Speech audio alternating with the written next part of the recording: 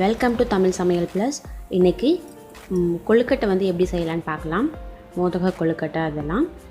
First வந்து 1 cup மாவு எடுக்கிறோம் அப்படின்னா 1.25 கப் அளவுக்கு தண்ணி ஊற்றிக்கணும். அதோட உப்பு சேர்த்துக்கிட்டு நல்லா வந்து தண்ணியை கொதிக்க விடணும்.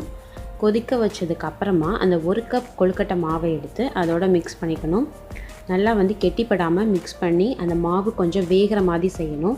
அதோடு வந்து கொஞ்சமாக எண்ணெயும் சேர்த்துக்கணும். ஒரு 2 டீஸ்பூன் அளவுக்கு எண்ணெய் சேர்த்துட்டு நல்லா வந்து அதை மிக்ஸ் பண்ணிக்கணும்.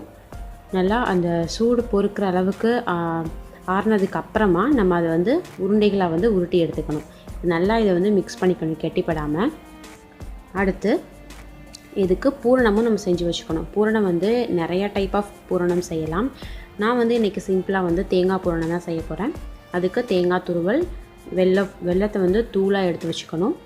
அதோட மிக்ஸ் பண்ணி அந்த வெல்லம் கரையிற டைம் இருக்குல்ல, அந்த டயத்தப்போ இதோட வந்து ஏலக்காய் பொடியும் சேர்த்துட்டு இதை நல்லா வந்து மிக்ஸ் பண்ணி வச்சுக்கணும்.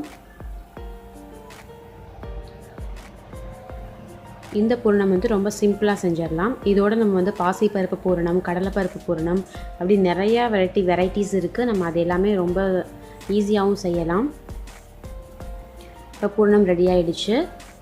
இப்போ நான் அச்சை வச்சு எப்படி செய்யணும் அப்படின்னு சொல்லி காட்டுறேன். இந்த மாதிரி அச்சை மூடிக்கிட்டு அதுக்குள்ளே நம்ம எடுத்து வச்சுருக்க மாவை வந்து ஒரு சின்ன உருண்டையாக எடுத்து உருட்டி அதுக்குள்ளே வச்சு நல்லா ப்ரெஸ் பண்ணோன்னாக்கா அந்த அச்சு அப்படியே விழுந்துடும். நடுவில் வந்து குழி மாதிரி ரெடி பண்ணிக்கணும்.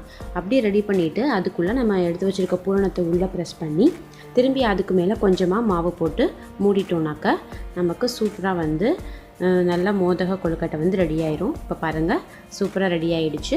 இதை எல்லாத்தையும் நம்ம இட்லி பாத்திரத்தில் வச்சு வேக வச்சிட்டோம் அப்படின்னாக்கா ரொம்ப சூப்பரான மோதக கொழுக்கட்டை வந்து ரெடி ஆயிரும். இது வந்து பிள்ளையாருக்கு ரொம்ப பிடிச்சது. இதை வந்து எல்லோரும் விநாயகர் சதுர்த்தி அப்போ செஞ்சு சாப்பிடுங்க.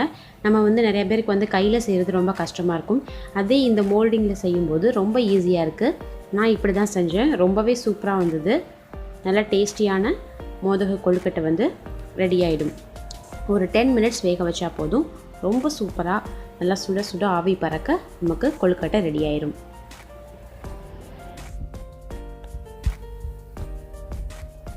இப்போ பாருங்கள், நல்லா கொழுக்கட்டை வந்து சூப்பராக ரெடி ஆகிடுச்சு. பார்க்கவே ரொம்ப அழகாக இருக்குது. இதே போல் நீங்களும் செஞ்சு பாருங்கள். மறக்காமல் சேனலை சப்ஸ்கிரைப் பண்ணி வச்சுக்கோங்க. உங்கள் ஃப்ரெண்ட்ஸ்க்கெலாம் கூட ஷேர் பண்ணுங்கள். நன்றி, வணக்கம்.